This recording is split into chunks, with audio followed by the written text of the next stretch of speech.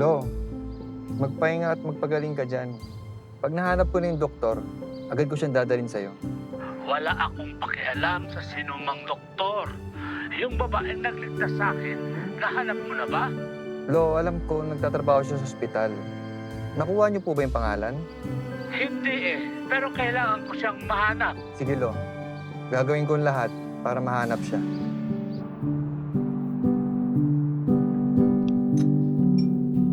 Jessica, I'm sorry. Ano ka ba, Henry? Hospital naman yung nagtanggal sa akin, so hindi mo kasalanan. Ako ang nagdala sa'yo sa ospital. So hindi mo maiwasan na mag-guilty ako. Alam mo, wala naman ako nagawang wali sa hospital eh. Siguro may isang taong nag-impluwensya sa mga department heads para matanggal ako. Paano mo nasabi? Hindi pa tayo tapos I-report kita sa supervisor mo. Malamang may kinalaman yung lalaking yun. Mali na tanggalin ka sa ospital.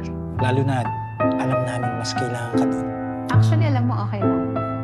Kasi mas magkakaroon ako ng time kay Lola. Huwag ka mag-alala. Gagawa ako ng paraan para makabalik ka sa ospital. Thank you.